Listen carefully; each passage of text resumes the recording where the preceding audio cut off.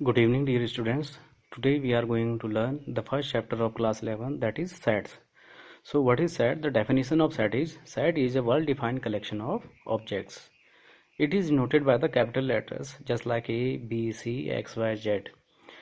So what is set? Set जो होता है एक वेल डिफाइंड कलेक्शन होता है ऑब्जेक्ट्स का, है ना। अब ऑब्जेक्ट कुछ भी हो सकते हैं, जैसे हमारे डोमेस्टिक लाइफ हम देखें तो set of books, set of pens, set of clothes, है ना। तो ये सारे क्या है? कलेक्शन है, ठीक है। बट ये कलेक्शन वेल डिफाइंड होनी चाहिए। अगर मैं सेट ऑफ पेन्स कह रहा हूँ तो पेन के बीच में बुक को इन्वॉल्व नहीं कर सकते हम। मान लो एक जगह पे 4 किताबें रखी हैं और 4 पेन रखे हैं, तो इन दोनों का कॉम्बिनेशन कोई सेट नहीं बनाएगा। अगर हम इन्हें मिला दें तो वो सेट नहीं है, ठीक है। हाँ, अगर किताबें एक साथ रखी है, पेन एक साथ रखा है, तो फिर वो अलग अलग सेट बन सकते हैं। किताबें सेट ऑफ बुक्स बोली जाएगी और पेन सेट ऑफ पेन्स एक अलग सेट बन जाएगा। क्लियर है? तो what is set? Set is a well defined collection of objects. Here are some examples, जैसे collection of vowels in English alphabet, ये एक सेट हो जाएगा, है ना। Similarly collection of consonants in English alphabet, ये भी एक सेट हो जाएगा, ठीक है। Collection of all the state in the Indian union, Bharat में जितने भी आपके स्टेट हैं उन सबका कलेक्शन एक सेट बन जाएगा, ठीक है। तो इस तरीके से हम देख सकते हैं कि सेट क्या है? बेसिकली कलेक्शन है, ठीक है। कलेक्शन किनका है? ऑब्जेक्ट्स का है, जो कि अच्छी तरीके से डिफाइन हो, परिभाषित हो, है ना। जैसे एक एग्जांपल और है, the collection of good cricket players of India is not a set since the term good player is not well defined. अब गुड जो है, अब गुड की डेफिनेशन मेरे अकॉर्डिंग अलग, आपके अकॉर्डिंग अलग, और किसी थर्ड पर्सन के अकॉर्डिंग अलग हो सकती है ना। किसी के अकॉर्डिंग विराट कोहली गुड हो सकता है, किसी के अकॉर्डिंग जो है रोहित शर्मा गुड हो सकता है। तो यहाँ पे ये जो गुड है वर्ड है, ये पूरी तरह से डिफाइन नहीं है। इस गुड को अगर हम रिप्लेस कर दें कि the collection of cricket players of India who scored more than 10,000 runs, तो ये एक अच्छी डेफिनेशन हो जाएगी। अब यहाँ पे हमें क्या है? हमें केवल वही क्रिकेटर देखने हैं जिन्होंने 10,000 से ज़्यादा रन बनाए हैं, ठीक है ना। चाहे वो वनडे क्रिकेट इंटरनेशनल हो या टेस्ट मैच हो। क्लियर है? Here are some notation for mathematical sets which we often use. जैसे सेट ऑफ नेचुरल नंबर को कैपिटल एन से डिनोट करेंगे, सेट ऑफ होल नंबर को कैपिटल डब्ल्यू से, set of integer capital Z हो गया, set of rational number capital Q, set of real number capital R, and Z के subscription में plus लगा है तो ये इंडिकेट करेगा कि set of all positive integers. Similarly Q plus indicates set of all positive rational numbers, R plus indicates set of all positive real numbers, and C set of complex number. Example है एक कोई एक set है, 1 2 3 4 4 element हैं। तो ये जो element हैं ये सेट ए के अंदर इंक्लूड हैं, तो हम कह सकते हैं कि 1 belongs to A, 2 belongs to A, 3 belongs to A, 4 belongs to A. वहीं अगर हम एक एलिमेंट 5 लें और कहें कि 5 बिलोंग्स टू ए, तो ये गलत हो जाएगा, क्योंकि 5 जो है, 5 जो है वो इस सेट के अंदर कंटेन नहीं कर रहा है। तो हम लिखेंगे mathematically 5 does not belongs to A. Clear है students? Now description of sets. तो there are two kind of description. Set को डिस्क्राइब करने के लिए दो तरीके हैं, एक होता है रोस्टर फॉर्म और tabular form, and the second one is set builder form. पहले रोस्टर फॉर्म की बात कर लेते हैं। इन रोस्टर फॉर्म हम क्या करते हैं? हम सेट को कर्ली ब्रैकेट के अंदर एलिमेंट के फॉर्म में लिखते हैं और एलिमेंट्स को सेपरेट करते हैं बाय कॉमास, है ना, बाय टेकिंग कॉमास। तो in this format a set described by listing elements separated by commas within the bracket. Okay, here are some examples how we are going to write the roster form. जैसे set of vowels है ना। तो देखो यहाँ पे element की form में लिख दिया हमने कर्ली ब्रैकेट के अंदर, है ना, और कॉमा के द्वारा सेपरेट किया गया है। ऐसी set of even natural number आप देख सकते हैं, कर्ली ब्रैकेट के अंदर लिखा गया है, नंबर्स जो हैं सेपरेट किए गए हैं कॉमा के द्वारा। तो ये जो फॉर्म है ये बोला जाता है set builder form, sorry roster form. Next topic is set builder form.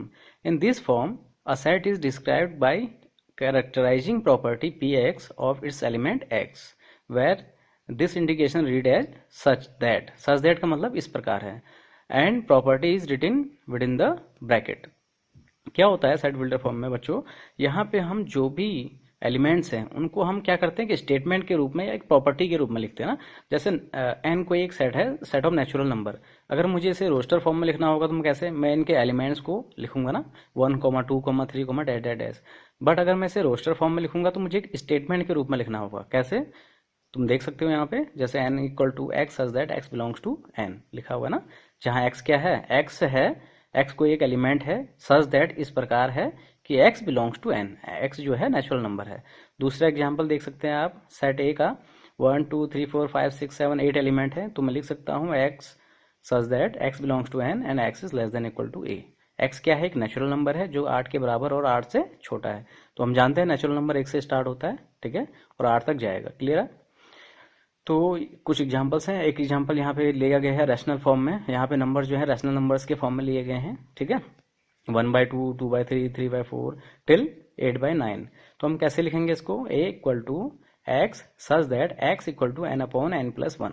क्योंकि हम देख रहे हैं कि जो भी फ्रैक्शन है उसका जो डिनोमिनेटर है वो न्यूमरेटर से एक ज़्यादा है, इसलिए n अपॉन n+1 का फॉर्म है, जहाँ n क्या है? नेचुरल नंबर है, n less than equal to 8 है। ठीक है students, you can see some more examples from your NCERT book, है ना, and you can go through it. Now next topic, types of set. तो इसमें पहला है empty set. तो what is empty set? A set is said to be empty set if it contains no element. क्योंकि empty का मतलब ही है खाली, है ना, जिसमें कुछ ना हो। तो empty set ऐसा set हो जाएगा which contain no elements, and generally इसको डिनोट करते हैं phi या फिर कर्ली ब्रैकेट से। दो एग्जांपल्स दे रखे हैं। पहला है x belongs to r such that x square equal to -9। तो आप देख सकते हैं अगर मैं x की वैल्यू यहाँ से निकालूंगा तो x की वैल्यू आएगी रूट ऑफ -9, और हम जानते हैं अगर रूट के अंदर कोई भी नेगेटिव नंबर हो तो वो कॉम्प्लेक्स नंबर को शो करता है। लेकिन यहाँ बात हो रही है रियल नंबर की, तो रियल नंबर क्या हो जाएगा? नहीं मिलेगा। दूसरा है x belongs to n such that x is greater than 5 and less than 6। ये भी क्या हो जाएगा? नल सेट हो जाएगा। क्यों? क्योंकि हम जानते हैं बेटा 5 से बड़ा और 6 से छोटा ऐसा कोई नेचुरल नंबर होगा ही नहीं, है नहीं। तो ये भी क्या हो जाएगा? एम्प्टी सेट या फिर नल सेट हो जाएगा। Next topic, singleton set. Singleton set single word से बना है ना। सिंगलटन जो बना है वो सिंगल से बना, सिंगल का मतलब होता है एक। तो सिंगलटन सेट क्या हो जाएगा students? A set which contain only one element. Examples आपके सामने हैं। एक एलिमेंट 1 है एक पहले एग्जाम्पल में, दूसरे में x such that x is a even prime number. Even prime number हम जानते हैं केवल एक ही होता है, जो होता है 2। तो यहाँ भी केवल एक एलिमेंट मिला, ठीक है। फिर है finite set. A set is called finite set if it is either null set और its element can be counted by natural numbers 1 2 3 dash n and the process of counting terminates at a certain natural number n। कहने का मतलब क्या है? जो finite का मतलब होता है निश्चित, है ना, सर्टेन। तो फाइनाइट सेट मतलब ऐसा सेट जो सर्टेन नंबर ऑफ एलिमेंट्स को कंटेन करे। मतलब सेट के अंदर जो एलिमेंट्स हो वो काउंटेबल हो, वो एक सर्टेन लेवल तक ही जाएं, है ना, उनका कोई एक एंडिंग पॉइंट हो जहां पे जाके वो रुक सकें, वो टर्मिनेट हो सकें। समझ रहे हैं बात को? जैसे एग्जाम्पल से इसको समझेंगे। ए कोई एक सेट है 1 2 3 डैश 100। देखिए 100 पे जाके टर्मिनेट हो गया, है ना, वी कैन काउंट। तो ये कैसा हो जाएगा? फाइनाइट सेट हो जाएगा। ऐसे ही equal to x such that x is even natural number less than 100। तो even natural number less than 100 ये भी क्या हो जाएगा? फाइनाइट सेट हो जाएगा, क्योंकि काउंटेबल है। 2 से जाएगा 98 पे खत्म। ऐसे ही तीसरा वाला है set of soldiers in Indian army, ये भी काउंटेबल है। तो फाइनली फाइनाइट सेट क्या हो गया? ऐसा सेट जिसके एलिमेंट्स क्या हों? काउंटेबल हों, रीचेबल हों, और एक सर्टेन लिमिट पे जाके क्या कर लें? टर्मिनेट हो जाए, खत्म हो जाए, ठीक है। फिर आती बात cardinal number of a finite set. देखिए कार्डिनल नंबर का मतलब होता है किसी सेट में जो नंबर ऑफ एलिमेंट्स हैं, कितने नंबर ऑफ एलिमेंट्स हैं उन्हीं को ये शो करता है ना। मतलब मान लीजिए एक सेट में 5 एलिमेंट हैं, तो इनका कार्डिनल नंबर कितना हो जाएगा? 5 हो जाएगा। क्लियर है? सो द कार्डिनल नंबर और order of a finite set is the number of elements is contain, it is denoted by small n। फिर नेक्स्ट टॉपिक है इनफाइनाइट सेट। वर्ड सही क्लियर है। इनफाइनाइट का मतलब होता है अनिश्चित, है ना, अनडिफाइंड, जिसको हम काउंट नहीं कर सकते, डिफाइन नहीं कर सकते। तो इनफाइनाइट सेट क्या हो जाएगा? A set whose element can not be listed, या फिर ये कह लो can not be countable by the help of natural numbers. या फिर ये कह लीजिए a set whose element can't be terminated at certain level. मतलब एक ऐसा सेट जिसके एलिमेंट किसी एक लिमिट पे जाके टर्मिनेट ना होते हों, मतलब चलते जाएंगे। For example set of lines in an XY plane. XY plane में अगर मैं कहूँ लाइन खींचने, तुम कितने ही खींच लोगे, है ना। और set of points in XY plane. XY plane में अगर पॉइंट की बात करें तो इन्फाइनाइटली मैनी पॉइंट हम ड्रॉ कर सकते हैं, है ना। वैसे ही set of real number between 1 and 2, 1 और 2 के बीच में रियल नंबर का set, infinitely many real number मिल जाएंगे, ठीक है। तो हियर आर सम एग्जांपल्स। फिर है इक्विवेलेंट सेट। दो सेट ए और बी इक्विवेलेंट सेट कहलाएंगे कब? जब उनके कार्डिनल नंबर जो हों सेम हों। मतलब two set A and B are equivalent if their cardinal number are same. मतलब number of element set A में जो हो सेम हो number of element set B के। क्लियर है students? Next, equal set. Two set A and B are said to be equal if every element of set A is the number of, if every element of A is a member of B and every element of B is a member of A. कहने का मतलब ये है दो set equal set कब होंगे? पहली condition number of element दोनों में सेम हो, मतलब सेट ए में 4 एलिमेंट है तो सेट बी में भी 4 ही एलिमेंट होना चाहिए। दूसरा, number of element containing A will be the same number of element containing in B, मतलब ए के अंदर जो एलिमेंट्स हैं वही एलिमेंट सेट बी में भी अगर हैं तो हम कहेंगे दोनों सेट कैसे बच्चे? इक्वल सेट है। क्लियर है? दो एग्जांपल दे रखे हैं। ऊपर वाले एग्जांपल में आप देख सकते हैं ए के अंदर 1 2 5 6 4 एलिमेंट है और बी में 5 1 6 2 4 एलिमेंट है। देखिए बेटा, अगर जब हम नंबर को रोस्टर फॉर्म में लिखते हैं ना तो दो चीज़ों का ध्यान रखना। पहला, एलिमेंट्स का रिपीटिशन नहीं होना चाहिए। जैसे यहाँ पे 1 2 5 6 है, मैं इसको 1 1 2 5 6 नहीं लिख सकता ना, रिपीटिशन अलाउड नहीं होता। यहाँ पे एक एलिमेंट एक बार ही लिखा जाएगा। ठीक।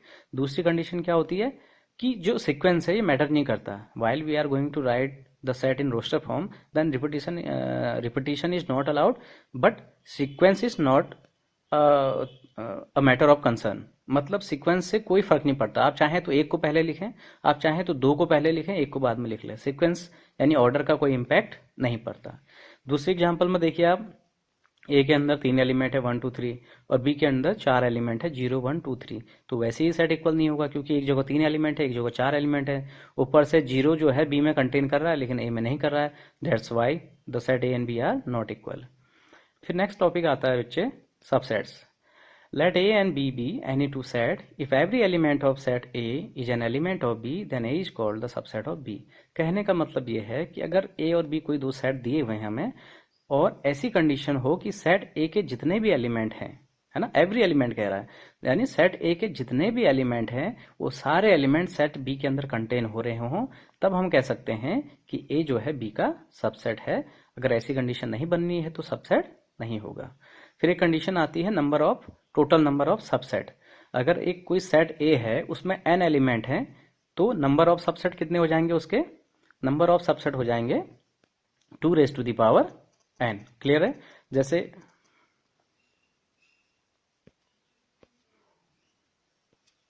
हाँ, नंबर ऑफ सबसेट कितने हो जाएंगे? 2 raise to the power N. Suppose कोई सेट है उसमें 3 एलिमेंट हैं तो उसके नंबर ऑफ सबसेट कितने हो जाएंगे students? 2 raise to the power 3।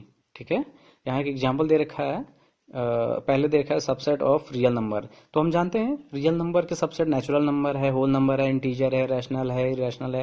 ये सारे जो है नंबर्स रियल नंबर के सेट के अंदर कंटेन होते हैं। दैट्स वाई कि ये सब क्या है? रियल नंबर के सबसेट हैं। एग्जाम्पल है A equal to 1 2 3, B equal to 1 2 3 4 5। आप देख सकते हैं ए के जो तीनों एलिमेंट हैं बी के अंदर कंटेन हो रहे हैं।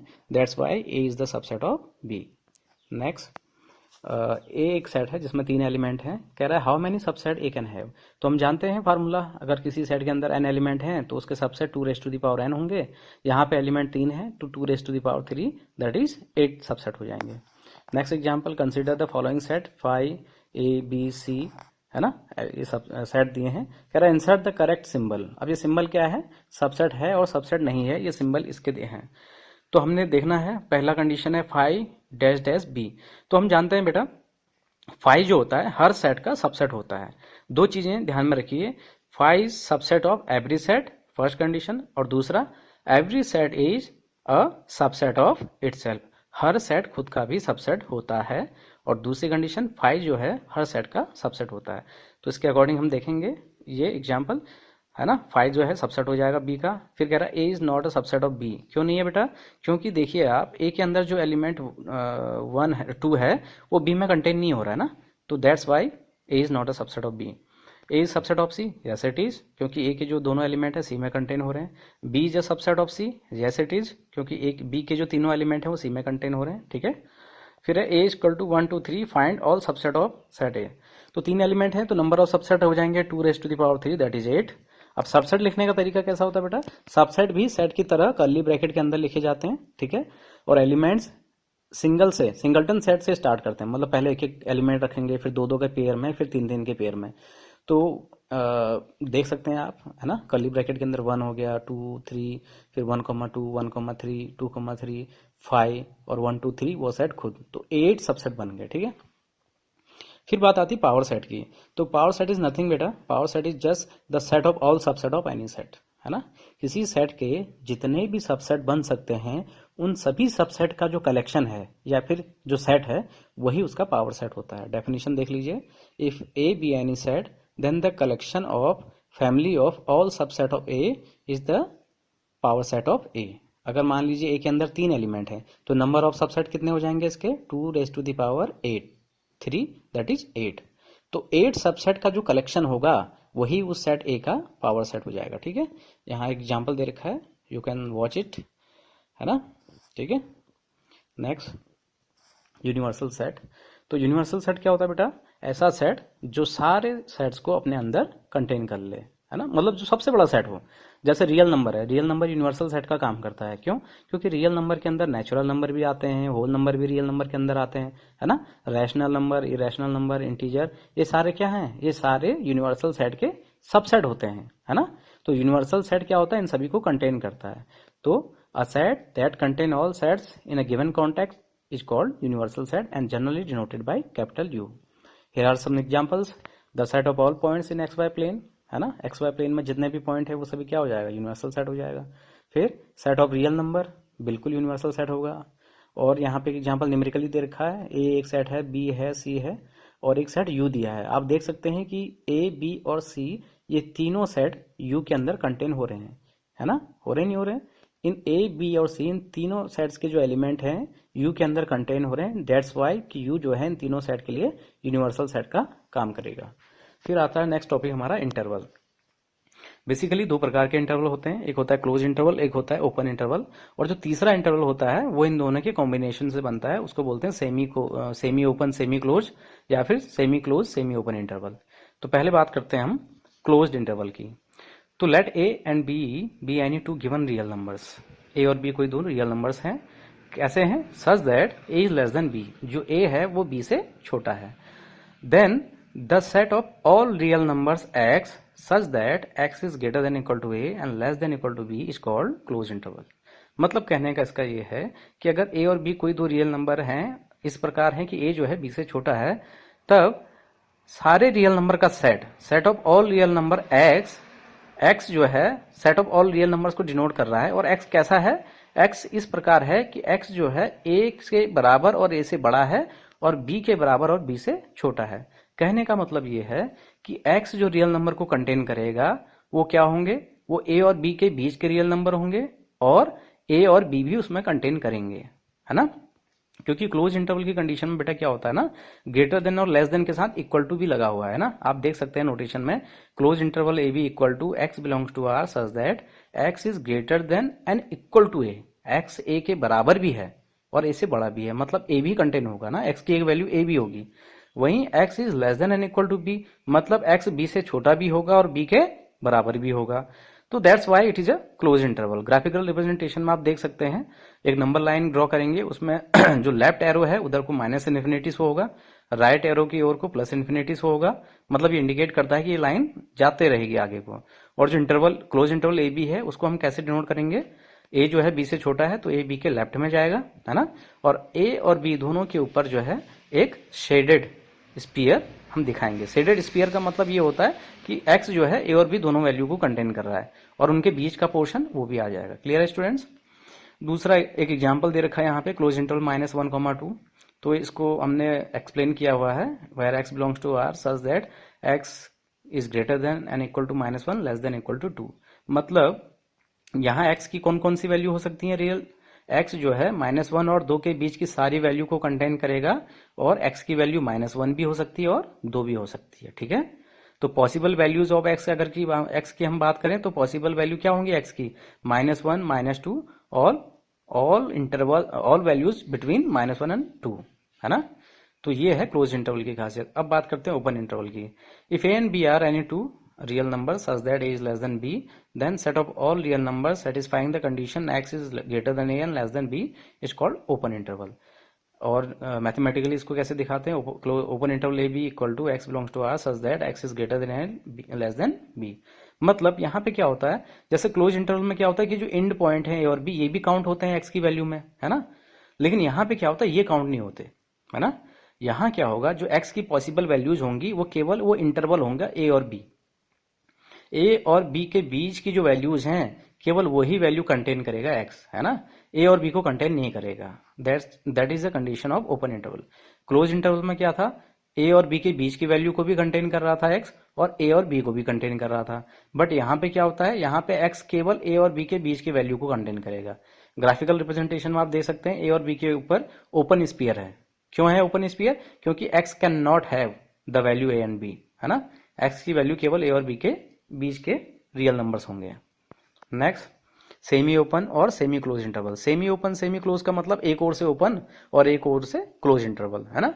If a and b are any two real number such that a is less than b, then the set open interval from a and closed interval from b is described as x belongs to R such that x is greater than a and less than equal to b, and closed interval from a open interval towards b equal to describe such that x belongs to R such that x is greater than equal to a and less than equal to b are known as semi open and semi closed intervals and is denoted by this।